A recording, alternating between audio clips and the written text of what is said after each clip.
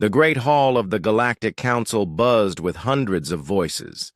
Aliens from across the galaxy sat in their floating seats, discussing trade deals and border disputes. Most of them ignored the small human section near the back. Hyun-woo stood up slowly. He was tall for a human with graying hair and tired eyes. As Earth's main ambassador, he had spent 15 years trying to make the other species listen to humanity. Today would be his last day trying.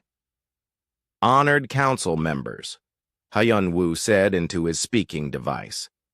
His voice echoed through the massive chamber. "I have an important message from the Human Federation." A few aliens looked his way. Most kept talking among themselves.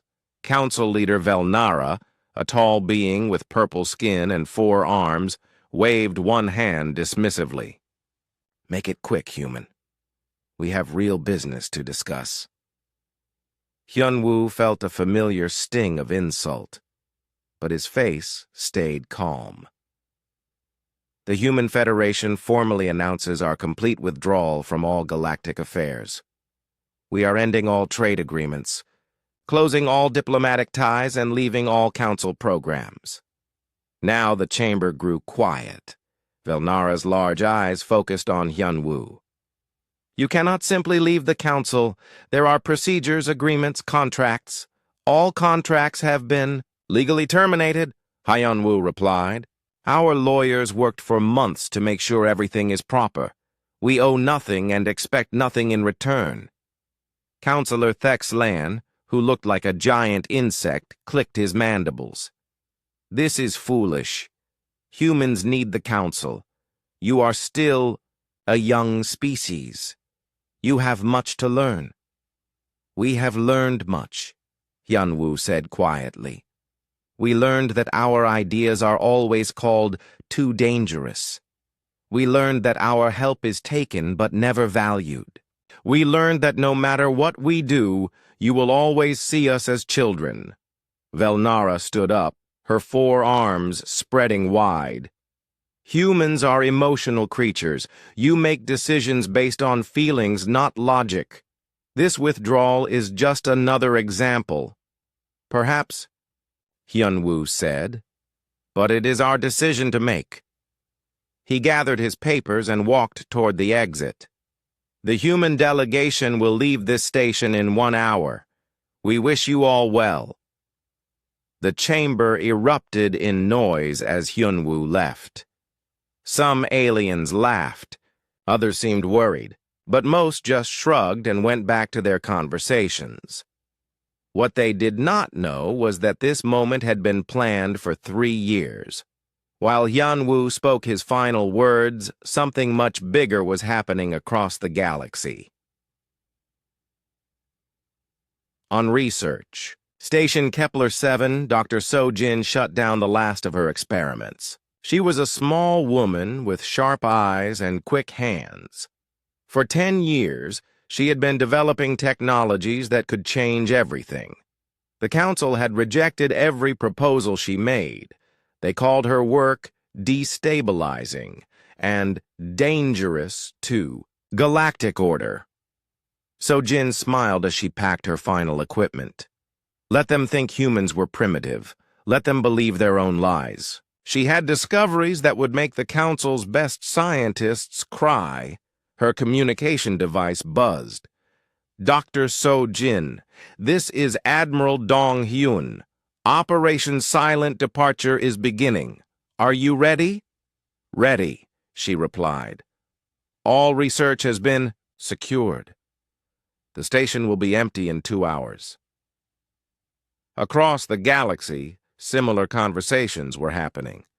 Human colonies that had seemed permanent were shutting down. Trade ships that had carried goods between worlds for decades were returning to human space. Workers who had maintained alien technology for years were quietly walking away from their jobs. Commander Ji-ho stood on the bridge of his warship watching the last human vessel leave the Rigel defense sector. He had spent 8 years working with alien militaries, teaching them tactics and strategy. They had learned much from him, but they never gave him credit for his ideas. "Sir," his communications officer said, "the Vorthan fleet commander is asking why we are leaving our patrol route." "Tell him it is no longer our concern," Jiho replied. "Human ships are returning to human space. What happens after that is up to the Council." The officer looked confused. "But, sir, what about the defense agreements? The Vorthan Empire depends on our tactical support." Jiho turned to look at his crew. They were all young humans, trained in the new technologies that Dr. Sojin and others had developed. "The Vorthans will have to learn to defend themselves. We have more important work to do." On the industrial world of Gamma Ceti, engineer Hyri was supervising the shutdown of 3 major factories. These facilities produced components that kept half the galaxy's technology working. The aliens who worked alongside her seemed nervous. "Hyri," said her assistant, a being with green skin and tentacles for arms. "What will happen to production when you leave?" Hyri looked at the massive machines around her. She had designed most of them, improved the rest. The aliens could operate them, but they did not truly understand how they worked. "I have left detailed instruction manuals. You will manage." Her assistant looked at the thick books she had provided. The writing was in human languages, full of concepts that other species found difficult. "But what if something breaks? What if we need help?" "Then you will figure it out," Hyri said gently. "Or you will find other solutions. Aliens are clever. You will adapt." But even as she said this, Hyri knew the truth. The aliens had become dependent on human innovation without realizing it. They thought humans were just good workers, not knowing that human minds worked differently, saw problems from new angles, found solutions that others missed. Back on Earth, President Wu Jin sat in his office, watching reports from across human space. The evacuation was going perfectly. Every human colony, every research station, every trade post was being abandoned. It looked like humans were simply giving up and going home. "Mr. President," his aide said, "the final ships will be departing in 6 hours. Once they leave, there will be no human presence outside our home systems." "Good," Wu Jin replied. "And the special projects?" Dr. Sojin confirms that all-dimensional research has been secured. Dr. Minho's mathematics have been classified and removed from alien databases. The Council will find only basic information in our abandoned facilities. Wu Jin nodded. The aliens thought they knew what humans were capable of. They had seen human ships, human weapons, human technology. But they had only seen what humans chose to show them. The real advances, the breakthrough discoveries, the technologies that could reshape reality itself. Those had always been kept secret. "Sir," the aide continued, "some of our people are asking if this is really necessary. Many humans have friends among the alien species. They do not want to abandon them." "I know," Wu Jin said sadly, "but we have tried for decades to work with the Council. They see us as useful servants, nothing more. They take our help but ignore our warnings. They use our innovations but refuse to let us guide policy. We cannot protect a galaxy that will not let us lead." As the last human ships disappeared into hyperspace, they left behind a galaxy that seemed unchanged. The aliens continued their meetings, their trade, their politics. Most of them felt relieved that the troublesome humans were gone. But in the following days, small problems began to appear. Systems that had run smoothly for years started having issues. Trade routes that had been perfectly efficient became slower and more expensive. Defense networks that had protected worlds from pirates and raiders began showing weaknesses. The aliens did not yet understand what they had lost, but they would learn soon enough. The humans were gone, and the galaxy was about to discover just how much it had depended on them. 3 months had passed since the humans disappeared. Counselor Thexalan sat in his office, staring at reports that made his mandibles click with worry. The first problems were small, but they were growing bigger every day. The mining output from Sector 7 has dropped by 60%, his assistant reported. The automated systems are failing, and no one knows how to fix them. Thexlan rubbed his compound eyes. What about the human instruction manuals they left behind? Sir, the manuals are difficult. They use mathematical concepts that our engineers do not understand. The language is confusing. When we try to follow the steps, the machines break even more. This was becoming a common problem. Humans had operated mining stations throughout the galaxy, pulling rare metals from asteroids and dead planets. Their methods were incredibly efficient, producing more materials with less energy than anyone else could manage.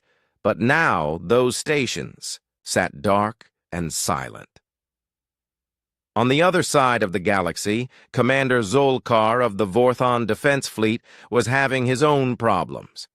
His ships were still flying, his weapons still worked, but something was wrong. His fleet was losing every training, exercise, making mistakes that should have been impossible. What happened to us? He asked his tactical officer.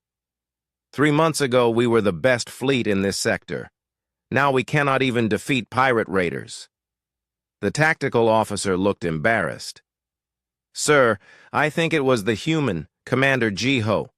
He taught us many things, but we did not realize how much we depended on his guidance. Zolkar tried to remember. Jiho had been quiet, always standing in the back during meetings. He rarely spoke unless asked a direct question. But when battles began, he would make small suggestions. Move the destroyers to the left flank. Send the fighters in first to test their defenses. Their supply ships will be hiding behind that moon. At the time, these had seemed like minor comments. Now Zolkar realized that Jiho had been quietly directing every successful operation they had run. Without his tactical genius, the Vorthon fleet was just another group of ships flying in space.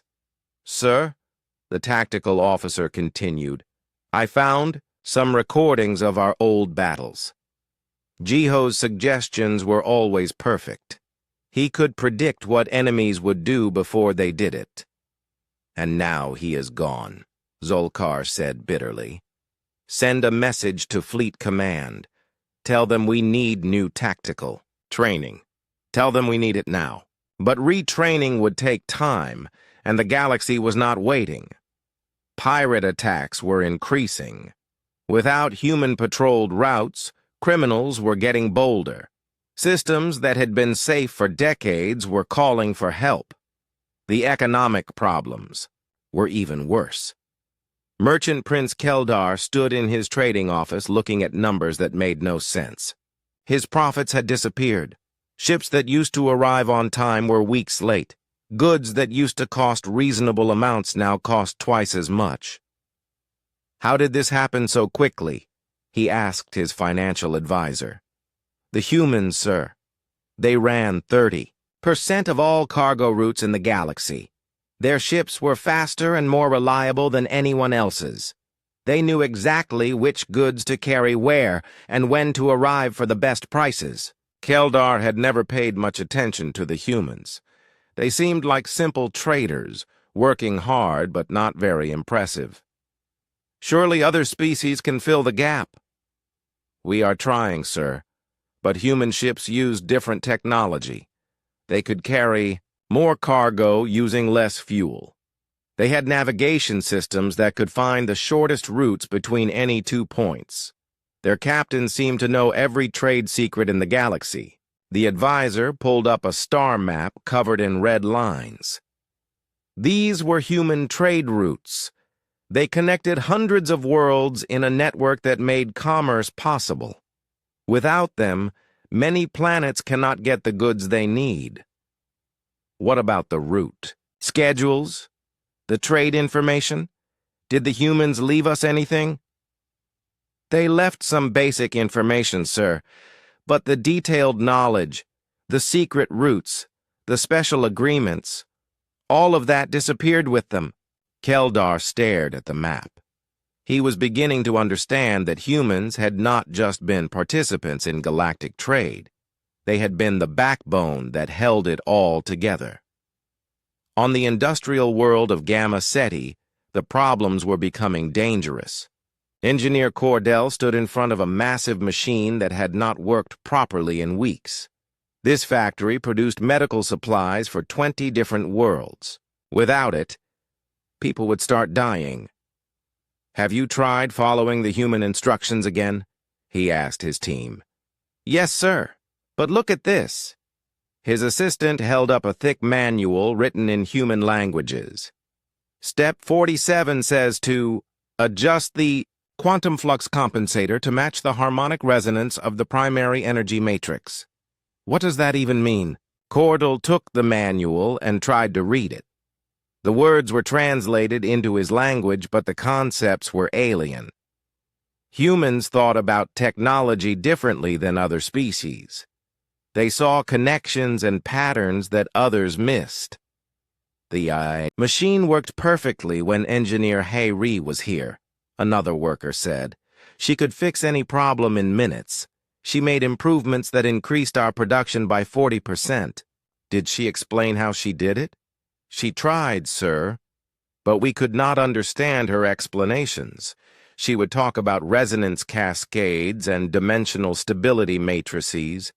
We thought she was just using fancy words for simple things. Cordell realized the truth. The humans had not been showing off with complicated language. They really did understand technology at a deeper level than other species. What seemed impossible to aliens was basic knowledge to humans. "Sir," his assistant said urgently, "we just received a priority message. The medical facility on Proxima Station is running out of supplies. They need our production to restart immediately, or hundreds of patients will die." Cordell looked at the silent machine. Without human knowledge, he could not fix it. Without the machine, people would suffer. "Send a message to the Council. Tell them we need human engineers to return. This is a medical emergency." But the humans were gone. Long-range scanners could not find them anywhere. It was as if an entire species had simply vanished from the galaxy. Dr. Yilneth, the Council's chief scientist, was studying this mystery from her laboratory on the Council's home world. She had access to the galaxy's most advanced sensors, but even they could not locate the missing humans. "It is impossible," she told her research team.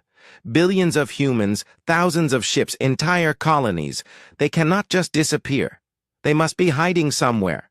We have scanned every system within 500 light-years of human space," her assistant reported. "We have checked abandoned planets, empty solar systems, even the space between galaxies. There is no sign of them anywhere." Dr. Yilneth pulled up the last recorded positions of human ships. They had been scattered across the galaxy, then suddenly all moved toward human space. The final scans showed them entering hyperspace near Earth's solar system. After that, nothing. What about their home world? What about Earth? That is the strangest part, Doctor. Earth is still there, but it appears to be uninhabited. Our probes detect no cities, no technology, no signs of civilization. It is as if humans never existed there. Dr. Yilneth felt a chill run through her body. In all her years of studying space and science, she had never seen anything like this. "Keep scanning," Expand the search area. Check every database for any mention of human technology that we might not understand. As her team worked, Dr. Yilneth began to worry. The humans had always been different from other species. They learned faster, adapted quicker, and solved problems in unexpected ways. The Council had assumed this was just because they were young and eager. But what if there was more to it? What if humans possessed knowledge that other species lacked? What if their departure was not a retreat, but something far more sophisticated? The first 3 months after humanity's departure had revealed cracks in galactic civilization. But Dr. Yilneth suspected these were just the beginning. Without humans to maintain the systems they had built, to provide the innovations they had developed, and to solve the problems they had always handled, the galaxy was heading toward a crisis that no one understood. The Council had dismissed humans as primitive and emotional. Now they were discovering that those primitive humans had been holding galactic civilization together all along. 6 months had passed since the humans vanished, and the galactic economy was collapsing. Council leader Velnara sat in an emergency session, listening to reports that grew worse each day.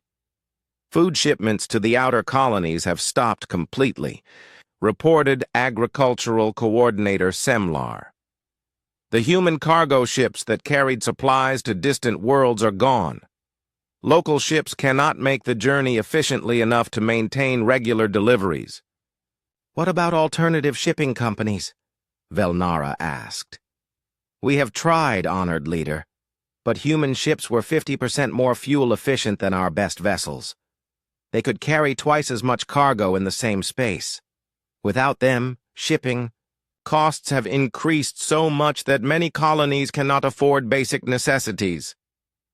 Velnara's 4 arms gestured in frustration. When the humans left, she had been relieved. They had always been asking difficult questions, proposing changes that seemed dangerous. The galaxy had seemed more peaceful without their constant suggestions for improvement.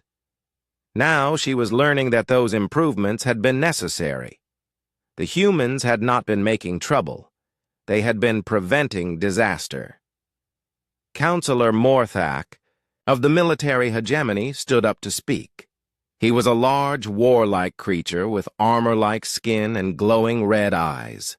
"We must demand that the humans return immediately. This situation is unacceptable." "How do you demand something from people you cannot find?" asked Trade Coordinator Keldar. "Our best scouts have searched the entire galaxy. There is no trace of human ships, human colonies, or human technology anywhere." "Then we expand the search," Morthak insisted. "We send exploration fleets to distant galaxies. We check every possible hiding place until we find them." Dr. Yilneth, the chief scientist, spoke from her seat near the back. "Honored counselors, I believe the humans are not hiding in distant space. My research suggests they have left this dimension entirely." The chamber fell silent. Velnara stared at the scientist. "What do you mean, left this dimension?" "Before they departed, I studied some of the research papers that human scientists had published. Most of their work seemed like theoretical speculation, interesting but not practical. However, one paper by Dr. Min Ho discussed something he called dimensional mathematics. Dr. Yilneth activated a holographic display that showed complex equations. At the time, we dismissed this as human fantasy. But I have been analyzing these formulas, and they appear to describe methods for moving objects between parallel dimensions. "That is impossible," declared Science Coordinator Lektar. "Dimensional. Travel is purely theoretical. No species has ever achieved it." "No known species," Dr. Yilneth corrected. "But humans were always ahead of us in certain fields. They understood physics and mathematics in ways that other species did not." What if they had mastered technologies that we thought were impossible? Morthak slammed his fist on his desk. I do not care if they are hiding in another dimension. We need them back. The galaxy is falling apart without their technology and expertise. This was not an exaggeration. Reports were coming in from across civilized space. Industrial accidents were increasing as alien workers struggled to maintain human-designed equipment. Colonial governments were collapsing as supply lines failed. Even the Council's own headquarters was experiencing problems. The environmental systems in Sectors 12 through 18 are failing, reported Station Manager Rixnall. Human engineers designed those systems 20 years ago. Our maintenance teams cannot understand how they work. What about the instruction manuals? Velnara asked. The manuals exist, but they assume knowledge that we do not possess. They reference scientific principles that are not taught in our universities. They use mathematical concepts that our computers cannot process. This was the most frustrating part of the crisis. The humans had left detailed documentation for most of their work, but their instructions might as well have been written in an alien language, which, in a sense, they were. Human minds worked differently than other species, and their technology reflected that difference. Emergency Coordinator Tilloth reported from the Outer Rim territories. 3 more colonies have declared independence from the Council. They claim, we cannot provide basic services, so they will govern themselves. That is treason, Morthak roared. It is desperation, Tilloth replied. These colonies depended on human trade ships for food, medicine, and equipment. Without those ships, they are dying. They would rather take their chances alone than wait for help that may never come. The dissolution of the Council's authority was accelerating. Worlds that had been loyal for centuries were questioning whether the galactic government could protect them. Some systems were forming their own alliances. Others were closing their borders and trying to become self-sufficient. Perhaps, suggested Diplomatic Coordinator Silvara, we should consider apologizing to the humans. We clearly underestimated their importance to galactic civilization. If we admitted our mistake and offered them better treatment, they might return. Apologize to humans? Morthak sounded outraged. We are the Galactic Council. We do not apologize to inferior species. Inferior species? Dr. Yilnith stood up, holding a data pad filled with research. Counselor Morthak, I have spent months studying human achievements. They were not inferior to us. They were far more advanced than we ever realized. She activated another holographic display, this one showing technological comparisons. Human. Ships were not just more efficient than ours. They used principles of physics that we still do not understand. Human computers did not just process information faster. They used quantum calculations that should have been impossible with their apparent technology. The display showed more examples. Human medical techniques that could cure diseases other species considered terminal. Human agricultural methods that could grow food in environments where nothing should have survived. Human manufacturing processes that created materials stronger than anything else in the galaxy. The evidence suggests, Dr. Yilneth continued, that humans were deliberately hiding their true capabilities. They showed us only basic versions of their technology, probably to avoid alarming us. Why would they do that? Asked Velnara. Think about it from their perspective, Dr. Yilnith replied. They were newcomers to galactic civilization. If they had revealed their full technological superiority immediately, how would we have reacted? The chamber grew quiet as the counselors considered this question. Morthak's people, the hegemony, would have declared war. The Trade Federation would have tried to steal human technology. The Science Consortium would have demanded access to human research. So they pretended to be primitive, Silvara said slowly, to avoid conflict. And they spent decades trying to guide us gently toward better policies and technologies, Dr. Yilneth added. They made suggestions that we ignored.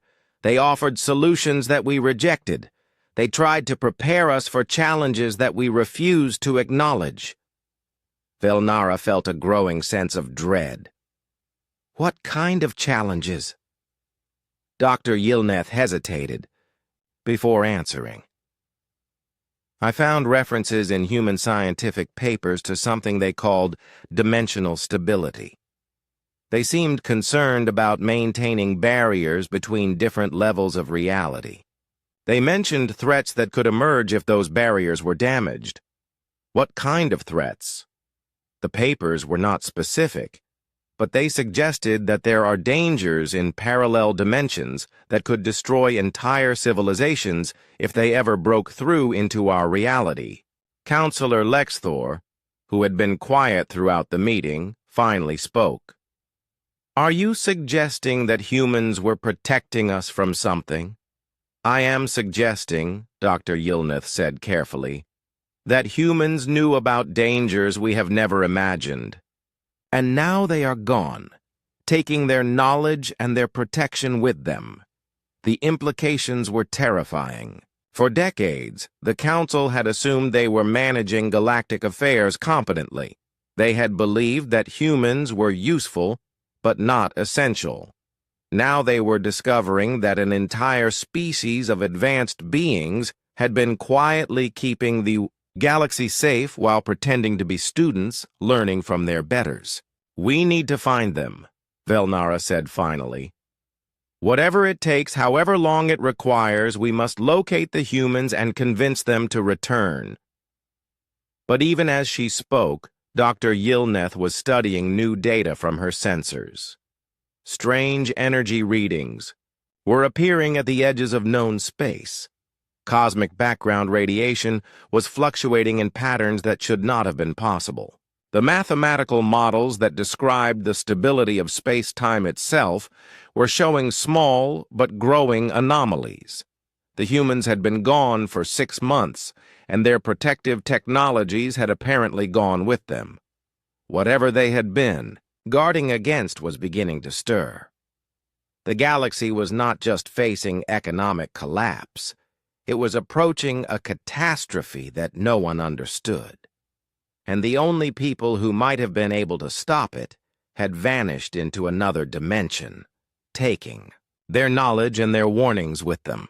Grand Counselor Yileth stood before the sealed doors of the Human Research Facility on Kepler Station. These laboratories had been closed and classified as too dangerous for galactic stability after the humans departed. For 8 months, the Council had avoided opening them, hoping the crisis would resolve itself. Now, with the galaxy falling apart, they had no choice. Are we certain about this? Asked Dr. Rakten, the xenobiologist who would lead the investigation team. The humans sealed these laboratories for a reason. The humans sealed them to protect us, Yileth replied grimly. But protection is a luxury we can no longer afford. Open the doors. The security systems recognized Yileth's authority codes, and the massive doors slid apart with a soft hiss. Inside, the laboratories were pristine and empty, as if the humans had just left for lunch. But the equipment that remained behind was unlike anything the investigation team had ever seen. By the sacred crystals, whispered Dr. Rakten, staring at a device that seemed to bend light around itself. What is this? Technology? Engineer Volkesh ran his scanners over the strange machine. I am detecting energy signatures that should not be possible. This device appears to be generating power by manipulating space-time itself. They moved deeper into the facility, finding laboratory after laboratory filled with impossible technology. Computers that processed information faster than light. manufacturing devices that assembled materials atom by atom, transportation systems that moved objects instantaneously across vast distances. "Look at this," called research coordinator Simlar from across the room. She was standing before a wall covered with equations and diagrams. "These mathematical formulas, they describe the fundamental structure of reality itself." Dr. Rakten studied the complex calculations. "I recognize some of these symbols from Dr. Minho's published papers, but this goes far beyond anything he ever shared publicly." The wall showed how matter and energy related to dimensions beyond the three that most species could perceive. It explained how consciousness could affect the behavior of quantum particles. It revealed the mathematical relationships that held the universe together. "Here," Engineer Volkesh said, pointing to a section of the wall. "This describes how to create artificial gravity without using mass. And this part explains how to generate energy by tapping into the quantum vacuum." They spent hours documenting what they found, but each discovery only raised more questions.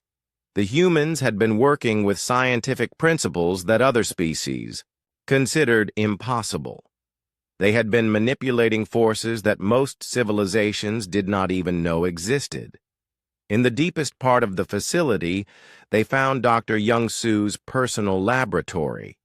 The Korean scientist had been working on something called Project Exodus, a research program so secret that even the human government had limited information about it. His computer system was still active, secured behind encryption that took the team's best technicians 3 days to break. When they finally accessed his files, they found records that changed everything they thought they knew about humanity. "Listen to this," Dr. Rakten said, reading from Young-Soo's personal log. "Day 847 of Project Exodus. The dimensional mathematics are finally stable. We can now relocate our entire civilization to parallel reality frameworks if necessary. The process will be invisible to external observers. To them, it will appear that humans have simply vanished." The investigation team exchanged worried glances. "He is describing exactly what happened," Engineer Volkesh said. "The humans did not hide in distant space. They moved themselves to another dimension." Dr. Rakten continued reading. "The Council continues to reject our warnings about dimensional instability. They refuse to understand that their aggressive expansion into deep space is weakening the barriers between realities. If those barriers fail, entities from hostile dimensions could invade our universe." "Hostile entities?" asked Research Coordinator Simlar. "Young-Soo calls them dimensional predators," Dr. Rakten replied, his voice growing tense. According to his research, these beings exist in parallel dimensions where entropy moves faster than in our universe. They feed on organized matter and energy, essentially consuming entire civilizations. The team spent the next several hours reading through Young-Soo's research files. The picture that emerged was terrifying. The humans had discovered that reality was much more fragile than anyone realized. The expansion of galactic civilization was putting stress on the dimensional barriers that kept dangerous entities at bay. The humans were not just advanced, Dr. Rakten concluded. They were guardians. They were using their technology to maintain the stability of reality itself. Engineer Volkesh found another section of research that made his blood run cold. "Look at this." Young-Soo describes something called a dimensional anchor. It is a device that can force beings from parallel dimensions back into baseline reality, the PO. Computer files showed detailed specifications for the anchor device. It was designed as a rescue tool meant to retrieve humans who became lost during experimental dimensional jumps. But the warnings attached to the design were extensive and urgent. Do not activate unless absolutely necessary, Dr. Racton read aloud. Dimensional anchor will affect all beings within target reality framework. Could potentially breach barriers protecting against hostile entities. Activation should only be attempted by trained dimensional engineers with full understanding of consequences. Research coordinator Simlar was studying another file. According to this, the humans built a dimensional anchor and hid it somewhere in council space. They left it as an emergency measure in case they ever needed to return quickly. Where is it? Engineer Volkesh asked. The location is classified, but... Simlar paused, checking cross-references in the computer system. The files suggest it was hidden in the council headquarters itself. The implications were staggering. For years, the humans had been secretly protecting galactic civilization from threats that no other species even knew existed. They had built defensive systems and emergency measures while pretending to be primitive newcomers learning from more advanced aliens.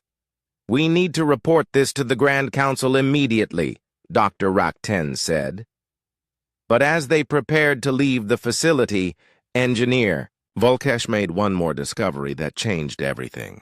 Hidden in the deepest level of Young-Su's computer, he found a final log entry dated just hours before the human evacuation began. The Council's deep space mining operations have reached the critical threshold, Young-Su had written. Dimensional barriers are showing stress fractures that could cascade into complete failure within 6 to 12 months. We have tried for 3 years to convince them to halt expansion in Sector 19, but they refuse to listen. The log continued with devastating clarity. We can no longer protect the galaxy while pretending to be inferior. The Council will never accept our guidance willingly. Therefore, we implement Exodus Protocol. We will relocate to a parallel dimension and monitor from there.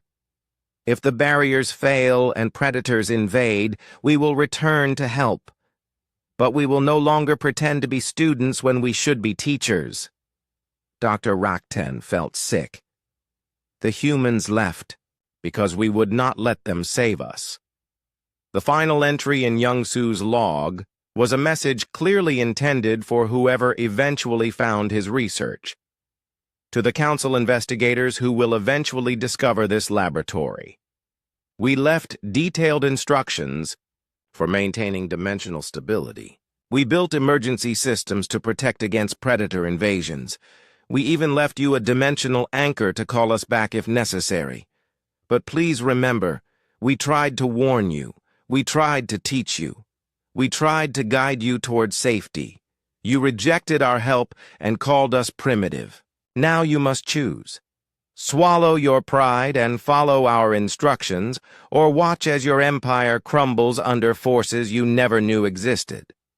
The investigation team stood in silence, overwhelmed by the magnitude of what they had discovered. The humans had not been the junior partners in galactic civilization.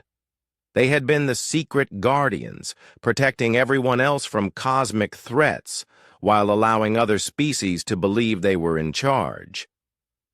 And now those guardians were gone, leaving behind only warnings and emergency tools that the Council barely understood how to use. We need to find that dimensional anchor, Dr. Racton said finally, and we need to pray that we are wise enough to use it correctly. But even as he spoke, long-range sensors were detecting the first signs of dimensional instability. The barriers that the humans had spent decades maintaining were beginning to weaken. Somewhere in the spaces between realities, ancient predators were stirring, sensing opportunity in a universe that had lost its protectors. The Council had always believed they were the masters of galactic civilization. Now they were learning that they had been children playing with forces beyond their understanding, kept safe only by the watchful care of the species they had dismissed as primitive. And those protectors were gone. The Grand Council chamber had never seen such chaos. For 3 days, the delegates had been arguing about what to do with the information discovered in the human research facility. The revelations about dimensional predators and reality barriers had split the council into angry factions. War Counselor Drakmael slammed his armored fist on his speaking podium. "The humans abandoned us. They left us defenseless against these so-called predators. This is an act of war." "How can you declare war on people you cannot find?" asked Diplomat Silvara, her voice strained with exhaustion. "The humans moved to another dimension. Our weapons cannot reach them there." "Then we bring them back," Drakmael roared. Dr. Rakten's report mentioned a dimensional anchor. "We use it to force the humans to return. Then we demand they fix the problems they created." Grand Counselor Yillith tried to maintain order. "The problems were not created by humans. According to their research, our expansion activities caused the dimensional instability. The humans were trying to prevent this crisis." "Lies!" shouted Economic Coordinator Malthok. "Human propaganda designed to make us feel guilty. They want us to believe we need them so they can return as our masters." Dr. Rakten stood up from the science section. "Honored counselors, you have seen the evidence. Human technology was centuries ahead of our own. If they wanted to rule us, they could have done so at any time." "Exactly." Drakmael pointed an accusing finger at the scientist. "They had superior technology, and they hid it from us. They pretended to be weak while secretly controlling galactic events. This is the worst kind of deception." The argument had been going in circles for days. Some council members wanted to apologize to the humans and beg them to return. Others wanted to use the dimensional anchor to force humanity back, then demand explanations for their deception. A few suggested that the galaxy would be better off without humans entirely. But the reports coming in from across civilized space were getting worse every day. Colony after colony was reporting system failures, economic collapse, and social unrest. The galactic government was losing authority as worlds decided they could no longer depend on council protection. Supreme Chancellor Nexarin had remained silent through most of the debates, but now he rose from his elevated throne.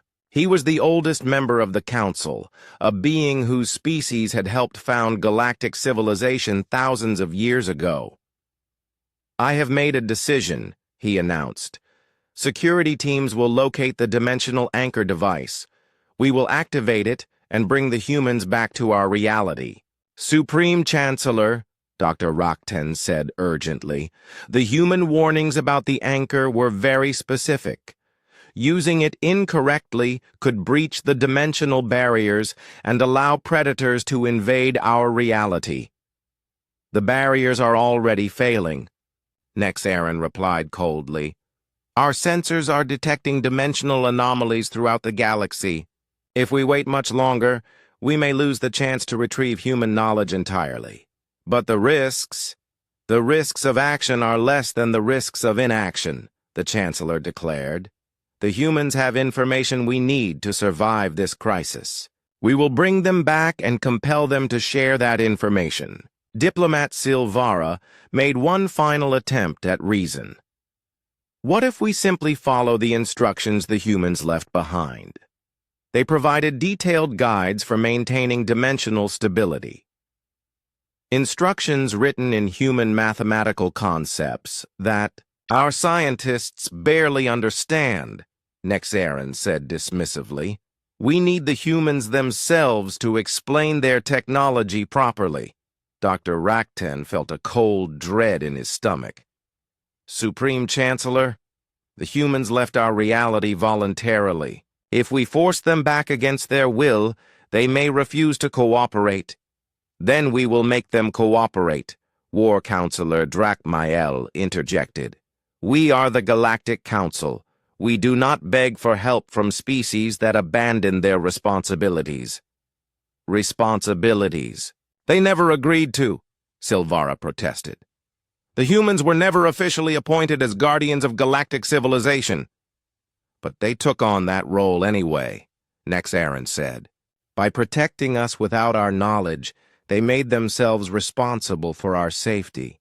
They cannot simply abandon that duty when it becomes inconvenient. The vote was called, and the result was closer than expected. By a margin of just 12 votes, the Council authorized the search for and activation of the Dimensional Anchor device. The search took 6 days. Security teams scoured every level of Council headquarters, following clues hidden in the human research files. They finally found it in the deepest sub-basement, behind walls that had been designed to look like ordinary maintenance areas. The Dimensional Anchor was not what anyone had expected. Instead of a large, impressive machine, it was a simple room, containing a single red button mounted on a white pedestal. The walls were covered with warnings written in dozens of languages. Dimensional Anchor, emergency use only, read one sign. Activation will have irreversible consequences, warned another. Do not use without trained dimensional engineer supervision, declared a third. Engineer Tae Kyung had left a final message on a small computer terminal beside the button.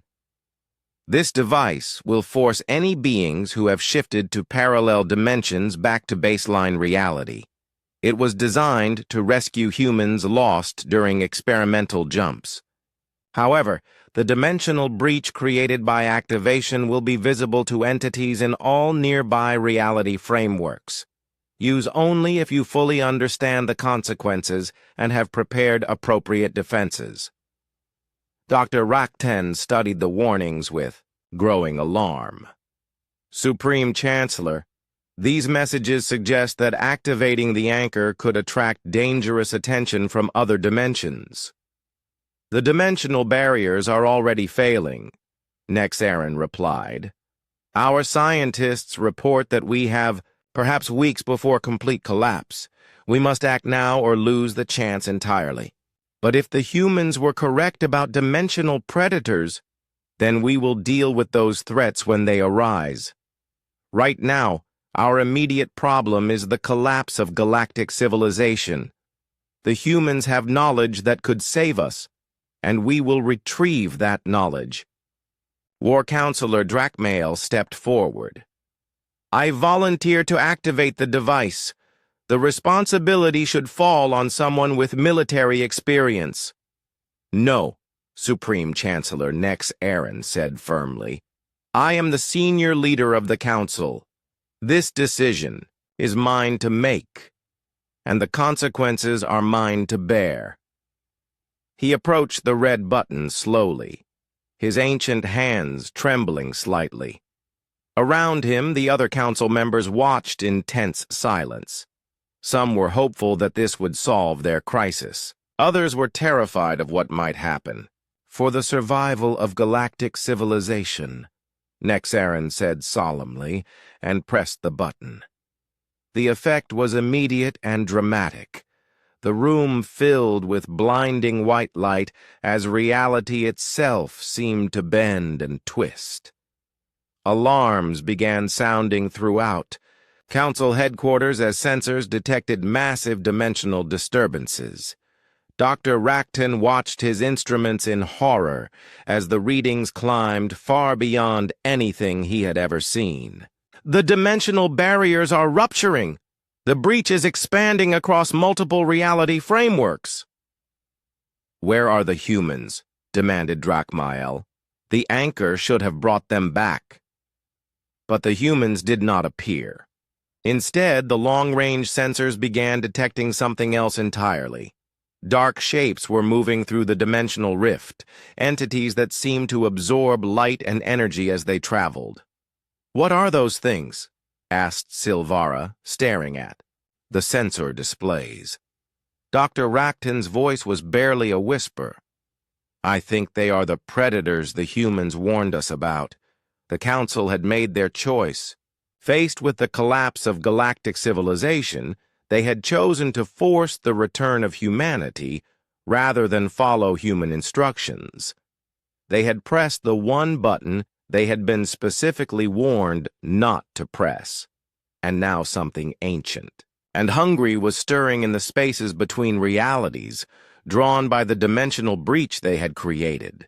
The barriers that had protected the galaxy for millions of years were failing, and entities that existed only to consume and destroy were beginning to notice that a young civilization had just announced its presence to the universe.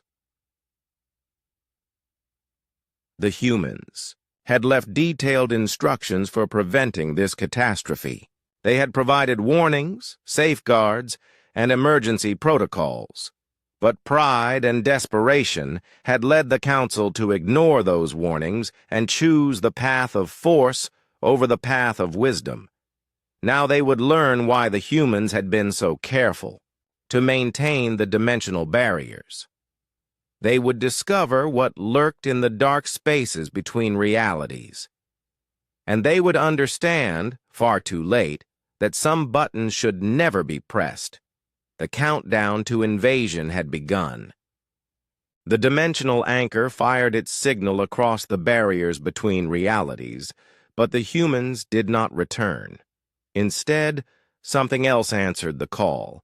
Admiral Kreshevol stood on the bridge of his flagship, watching his sensor displays with growing horror. His fleet had been patrolling the border systems when the dimensional breach opened, and now his instruments were detecting readings that should have been impossible. "Admiral," his sensor officer reported, his voice shaking, "I am detecting multiple contacts approaching from the dimensional rift. But, sir, they are not showing up as matter or energy. They appear to be something else entirely." "Explain," Kreshevol ordered. "The contacts seem to be moving through space-time itself, sir. They are not traveling in ships. They are entities that exist partially outside our normal reality. Our weapon systems cannot get a target lock because they do not register as solid objects." Kreshevol stared at the tactical display. Dark shapes were emerging from the dimensional rift, moving in patterns that defied physics. They seemed to flow like liquid shadow, but they were clearly intelligent and purposeful in their movements. "Communications officer, send a standard first contact message. All frequencies, all known languages." "Yes, sir." The officer worked at his station for several minutes, then looked up with confusion. "Admiral, the entities are not responding to any of our transmissions. In fact, our communications equipment is malfunctioning whenever we aim it at them." The first contact came without warning. One of the shadow entities simply appeared next to the patrol ship Daxalon, as if it had stepped through space itself. Admiral Kreshevol watched in shock as his ship's hull began to dissolve. "Daxalon, report," he called into his communicator. "Admiral, this is Captain Yordell. Our hull is disappearing. The entity is somehow consuming our ship's matter directly. Our shields have no effect. Our weapons cannot target it. We are evacuating to escape pods." But even as the crew abandoned ship, the shadow entity consumed the escape pods as well. It was not destroying the ship through violence or explosion. It was simply unmaking it, absorbing the organized matter and energy back into entropy. "All ships, retreat to maximum range," Kreshevol ordered. "Maintain observation distance, but do not engage." As his fleet pulled back, more shadow entities emerged from the dimensional breach. They moved with terrifying efficiency, spreading out across the star system and consuming everything they encountered. Asteroids, space stations, even light itself seemed to be absorbed by their presence. Dr. Yunji's research notes, discovered later in the human archives, explained what was happening. The entities were dimensional predators, beings from parallel realities where entropy moved much faster than in the normal universe. They fed on organized matter and energy, essentially consuming the information that held atoms and molecules together. "They are not evil," she had written. "They are simply following their nature like a fire consumes wood. But to beings like us, who exist as organized matter, they represent complete annihilation. The predators had no interest in communication or negotiation. They could not be reasoned with because they existed on a fundamentally different level of reality. To them, the organized matter of the galaxy was simply food to be consumed." Admiral Creshval sent emergency messages to Council headquarters, but the responses he received showed that the crisis was spreading far beyond his sector.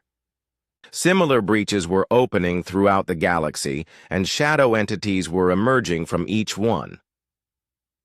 On the industrial world of Proxima Beta, Engineer Lokhtar watched helplessly as his entire manufacturing complex was consumed in minutes. The predators seemed particularly attracted to areas with high concentrations of organized energy, exactly the kind of places where galactic civilization was most advanced. "They are targeting our cities, our factories, our spaceports," he reported to anyone who would listen. "They seem to be able to sense complex organization from vast distances." The invasion followed a pattern that became clear over the first few days. The predators would emerge from dimensional rifts, consume everything in the immediate area, then move toward the nearest sources of organized matter. They traveled faster than any known technology, appearing to step through space-time itself rather than moving through normal space. Conventional weapons were useless. Energy beams passed through the entities without effect. Missiles exploded harmlessly against their shadowy forms.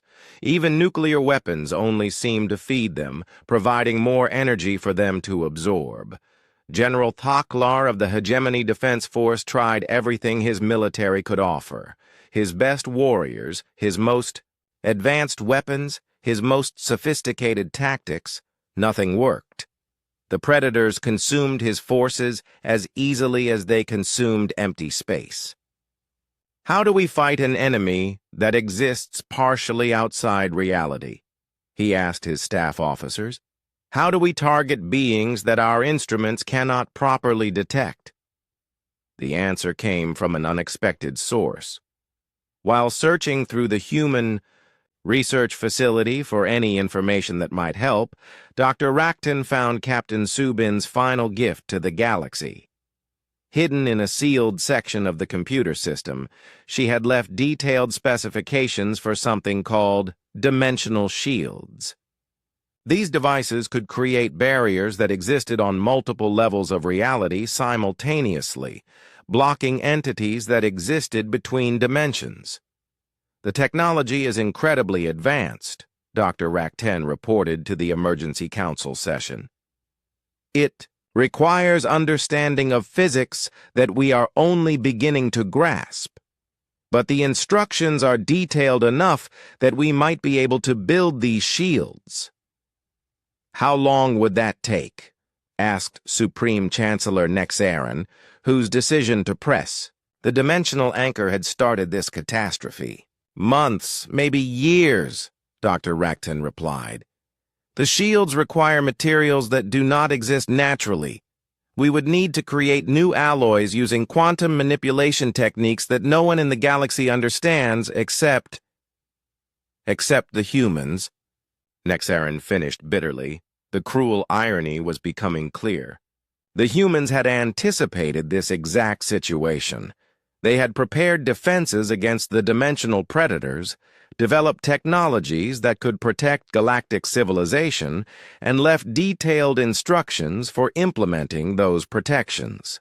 But they had also known that other species would not be able to understand or build these defenses without guidance. The quantum physics involved was beyond anything taught in alien universities. The engineering principles required ways of thinking that only human minds had developed. Meanwhile, the predator invasion was accelerating. 17 star systems, had gone completely dark, their suns consumed along with everything else. The entities seemed to be growing stronger and more numerous as they fed, reproducing by converting organized matter into more of themselves. Refugee ships crowded the remaining. Safe systems, but safety was relative. The predators could appear anywhere without warning, emerging from dimensional rifts that opened spontaneously throughout space. "We need the humans back," War Counselor Drakmael admitted during one desperate council meeting. "Our pride has become irrelevant. Without their knowledge, we will all be consumed." "But how do we contact them?" asked Diplomat Silvara. "The dimensional anchor did not bring them back. Our long-range communications cannot reach other dimensions. We have no way to tell them what has happened." Dr. Rakten had been studying the human research files frantically, looking for any clue about how to reach humanity in their parallel dimension. Finally, buried in Dr. Sojin's notes, he found a reference to an emergency communication protocol. "The humans left an emergency beacon," he announced. "Hidden somewhere in this galaxy, there is a device that can send messages across dimensional barriers. If we can find it and activate it, we might be able to contact them. But finding one small device in an entire galaxy would take time they did not have." The predators were spreading faster each day, and conventional evacuation efforts were failing as the entities learned to anticipate where refugees would flee. The galaxy was facing extinction, and the only beings who could save it were the ones who had been driven away by pride and stupidity. The Council had pressed the button they were warned not to press, opened the barriers they were told to leave alone, and summoned horrors that should have remained in the spaces between realities. Now they were learning why the humans had been so careful to maintain those barriers. They were discovering what lurked in the dark dimensions beyond normal space, and they were beginning to understand that some doors, once opened, could never be closed again. The countdown to galactic extinction had begun, and only the species they had dismissed as primitive could stop it. If the Council could find them, contact them, and convince them to return to a galaxy that had rejected their guidance and scorned their warnings, if it was not already too late. 23 star systems had gone dark. The dimensional predators spread across the galaxy like a plague of entropy, consuming everything in their path. Emergency Director Volketh coordinated the evacuation efforts from a heavily defended command center, but he knew it was hopeless. "Sir," his communications officer reported, "we are receiving distress calls from over 200 worlds. The entities are appearing faster than we can track them. Our evacuation fleets cannot keep up." Volketh stared at the tactical display, watching red markers spread across the galactic map. Each marker represented a system that had gone silent, consumed by shadows that existed between realities. The pattern of expansion was accelerating as the predators grew stronger from feeding. "What about the outer rim colonies? Can we establish a defensive line there?" "Negative, sir. The entities do not travel through normal space. They emerge directly from dimensional rifts that can open anywhere without warning. There is no defensive line that could stop them." The hopelessness of conventional military action was becoming clear to everyone. General Thoklar had lost 3 entire fleets trying to engage the predators. Admiral Kresheval was retreating constantly, unable to protect even the ships under his command. The galaxy's combined military forces were powerless against enemies that existed partially outside reality itself. But the real horror was not just the military defeat. It was watching entire civilizations disappear. When the predators consumed a world, they did not just destroy the buildings and kill the people. They unmade everything, erasing all traces that civilization had ever existed there. Dr. Rakten worked frantically in his laboratory, trying to decode the human dimensional shield technology. Around him, his best scientists struggled with concepts that seemed impossible to understand. "The quantum field equations make no sense," complained research assistant Feldar. "These formulas describe matter states that should not be able to exist. They describe matter states that exist in multiple dimensions simultaneously," Dr. Rakten corrected. Human science was apparently advanced enough to manipulate quantum particles across reality barriers. "But how do we build something when we do not understand the basic principles involved?" asked Engineer Golthek.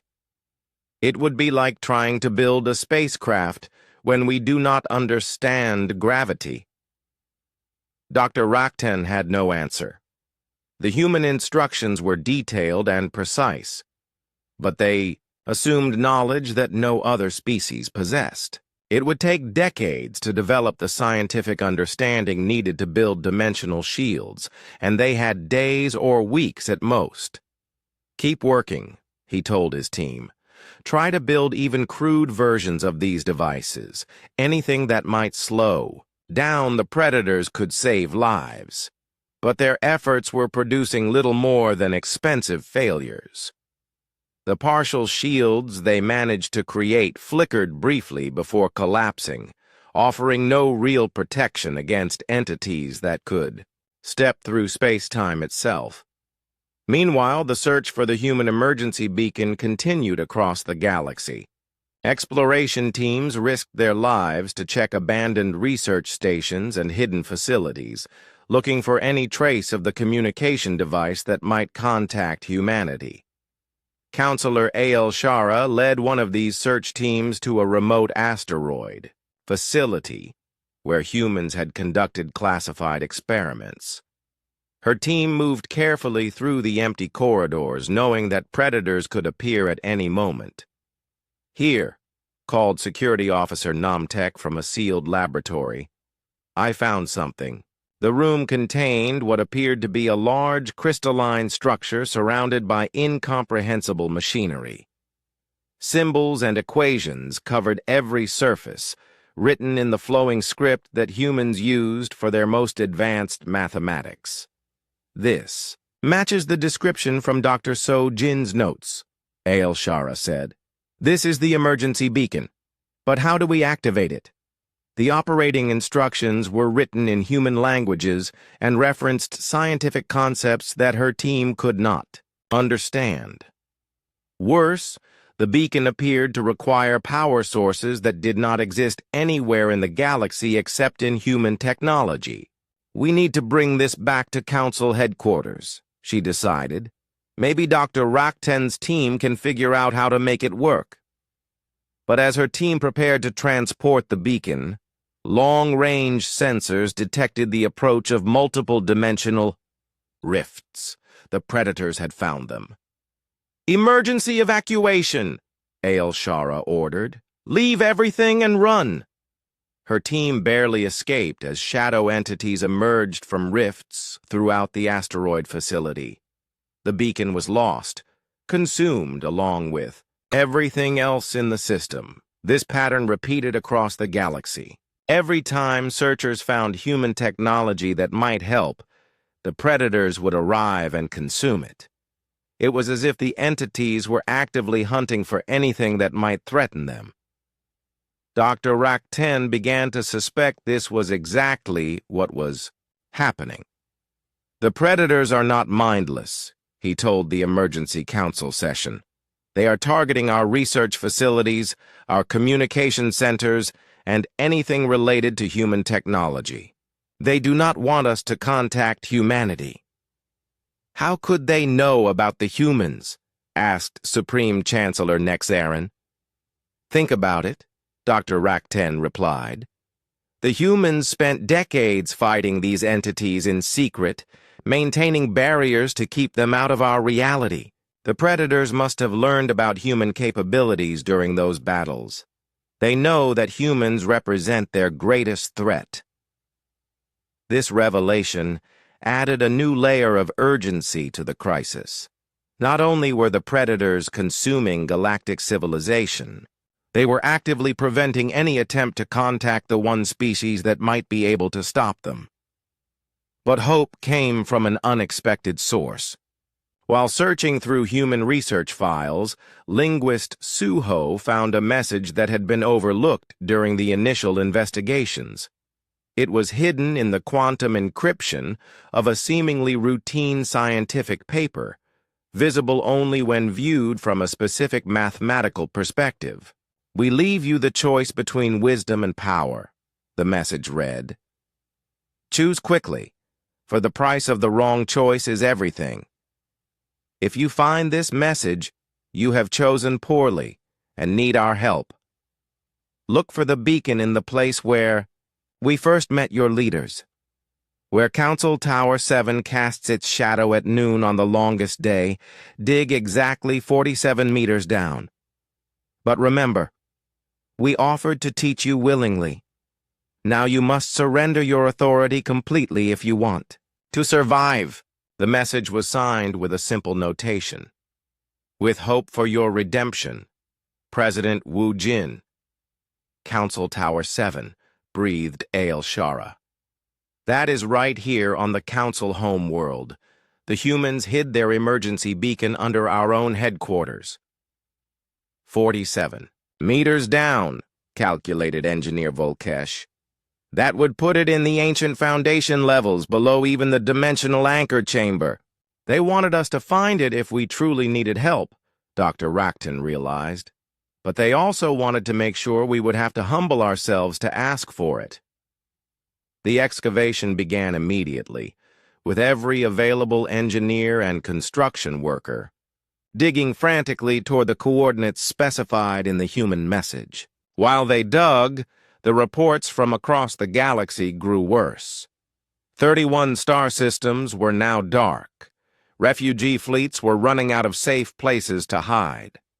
The predators were beginning to target the remaining strongholds where Council forces had gathered to make their last stands.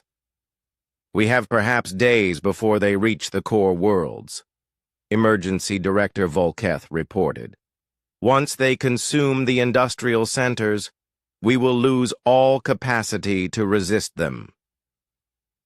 The excavation team worked around the clock, driven by desperation and the knowledge that galactic civilization was ending around them. Finally, 47 meters below Council Tower 7, they found a chamber that should not have existed. Inside was another crystalline beacon, identical to the one that had been lost on the asteroid. But this one was already active, pulsing, with soft light and humming with barely contained energy. "The humans knew," whispered Dr. Racton in amazement.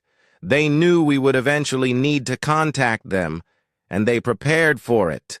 The beacon's control interface was written in simple galactic standard, designed so that any species could operate it. But before the activation controls was a message display that showed words in every known language. "Emergency communication to humanity requires complete surrender of galactic governance to human authority. All signatories must formally acknowledge human technological and strategic superiority. All current power structures must be dissolved and rebuilt under human guidance. Do you accept these terms?" The council members who had gathered around the beacon stared at the message in silence. After centuries of believing themselves to be the superior civilization, they were being asked to surrender completely to the species they had dismissed as primitive.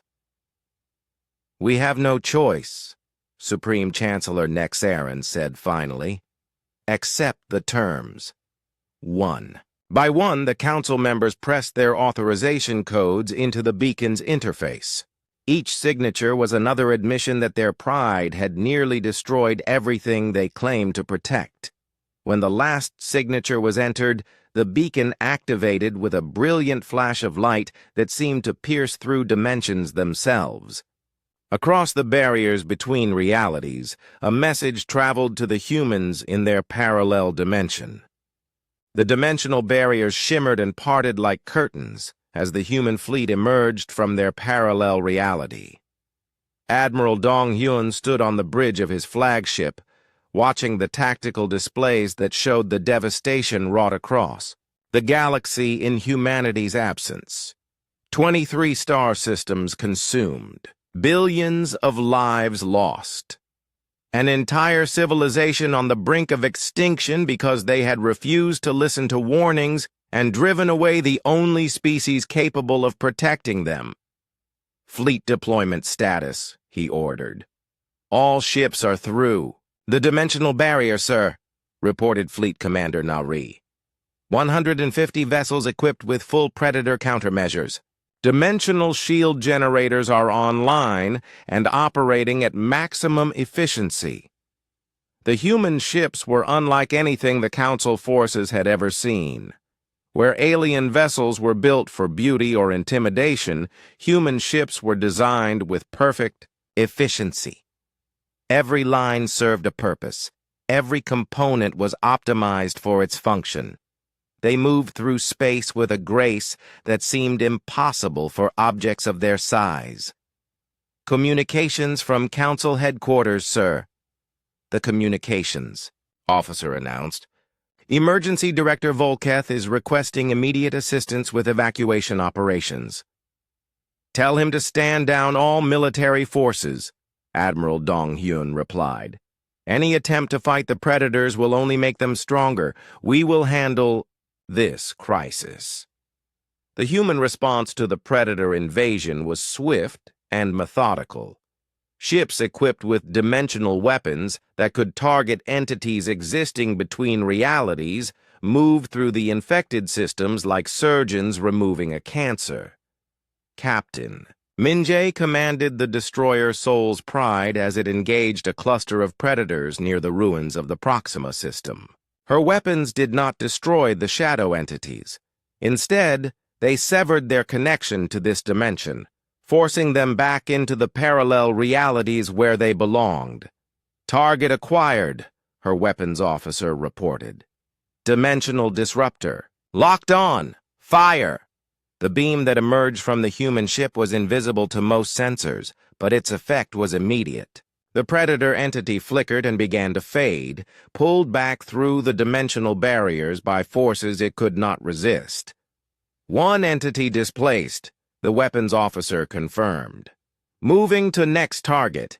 This process was repeated throughout the galaxy as human ships systematically cleared the Predators from system after system. But it was not enough to simply drive them away. The dimensional rifts they had used to enter this reality had to be sealed to prevent their return. Dr. Hanul supervised the rift sealing operations from her research vessel. The technology involved was incredibly complex, requiring precise manipulation of quantum fields across multiple dimensions simultaneously. Rift stability is decreasing, her assistant reported. The barrier between realities is becoming more solid. Good. Once we seal all the major rifts, the smaller ones will close naturally. The Predators will not be able to return unless someone opens new dimensional breaches. The sealing process took 3 weeks, during which human forces worked around the clock to restore stability to the galaxy's dimensional barriers. The efficiency of their operations amazed the alien observers who were allowed to watch from a safe distance. They make it look easy, muttered Engineer Volkesh, watching a human crew seal a massive dimensional rift in less than 2 hours. But we know from their research files that this technology took them decades to develop. The last Predator was displaced, and the final rift sealed on a Tuesday. President Wu Jin stood in what had once been the council chamber, addressing the surviving leaders of galactic civilization. The immediate crisis is over, he announced. The Predators have been returned to their own dimensions, and the barriers have been restored. But the damage they caused cannot be undone. 23 star systems are gone forever, along with everything that existed in them. The alien leaders sat in silence, overwhelmed by the magnitude of their loss and their own responsibility for it. Supreme Chancellor Nex Aaron, whose decision to press the dimensional anchor had started the catastrophe, looked as if he had aged decades in the past few weeks. "Why did you come back?" he asked quietly. "We drove you away, ignored your warnings, and caused this disaster through our own arrogance. You would have been justified in leaving us to face the consequences alone." President Wu Jin's expression was sad, but not angry. "Because we are not like you. We do not abandon people to die just because they have made mistakes. We hoped that you would eventually learn to accept our guidance willingly. When that failed, we planned to monitor your civilization from our parallel dimension and intervene only if necessary. You never intended to abandon us permanently?" "Never. We knew that your expansion activities would eventually weaken the dimensional barriers. We had contingency plans ready for this exact situation, but we had hoped to avoid implementing them." War. Counselor Drakmael spoke up from his seat near the back. "What happens now? You have saved us, but at what cost? What do you want in return?" "We want nothing," President Wu Jin replied. "But you have already agreed to surrender galactic governance to human authority. That agreement will be honored." The implications were staggering. After thousands of years of alien rule, galactic civilization would be rebuilt under human leadership. The species that had been dismissed as primitive newcomers would become the acknowledged masters of known space. "The transition will be gradual," President Wu Jin continued. "We have no desire to rule through force or intimidation, but the old system has proven itself incapable of handling the responsibilities of galactic governance. New institutions will be created, with human oversight, to ensure that mistakes like this are never repeated." Dr. Yunji was appointed as the new Director of Dimensional Safety, with authority over all activities that could affect the stability of reality barriers. Her first order was a complete ban on deep space mining in sensitive regions. Admiral Dong Hyun became Supreme Military Commander, with responsibility for defending the galaxy against threats both internal and external. His forces would be integrated with existing alien militaries, but under human strategic direction. Engineer Subin took charge of technology development, establishing new research protocols that required human approval for any projects involving advanced physics or dimensional science. The rebuilding process was massive in scope. Entire star systems had to be surveyed and reclaimed. Refugee populations needed new homes. Trade routes had to be reestablished. The economic and social structures of galactic civilization required complete reconstruction. But the humans approached these challenges with the same methodical efficiency they had shown in fighting the predators. Within months, new colonies were being established in the recovered systems. Within a year, trade was flowing more smoothly than it had before the crisis. The alien species found themselves living in a galaxy that was safer, more prosperous, and better organized than anything they had known under their own leadership. But it came at the cost of their independence and their pride. "We are not slaves," Counselor Ael Shara explained to a gathering of her people. "The humans do not rule through oppression, but we are clearly the junior partners in this relationship. They make the important decisions, and we implement their policies. Some species adapted to this new reality better than others. The Vorthons, who had always respected military efficiency, found it easy to accept human strategic leadership. The Trade Federation quickly learned to appreciate human economic innovations, but others struggled with the change. The Science Consortium which had always considered themselves the most advanced species in the galaxy, had difficulty accepting that their knowledge was centuries behind human understanding. "We spent so long believing we were the teachers," admitted Dr. Yilneth during a science council meeting. "Now we discover we were always the students, and we failed to learn the most important lessons. The humans established new educational programs designed to gradually bring alien science up to acceptable standards. But the gap was enormous, and closing it would take generations. Your mathematics is based on three-dimensional thinking," explained Dr. Minho to a class of alien scientists. "To understand dimensional physics, you must learn to visualize reality in 11 dimensions simultaneously. This is not impossible, but it requires completely retraining your minds." The cultural adjustment was perhaps even more difficult than the scientific one. For millennia, the various alien species had seen themselves as the advanced civilizations of the galaxy. Humans had been the newcomers, the students, the junior partners who should be grateful for alien guidance. Now that relationship was permanently reversed.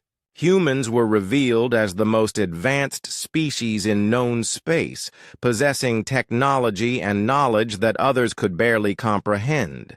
They had been holding back their true capabilities for decades, allowing other species to maintain their illusions of superiority. "Why did you pretend to be primitive?"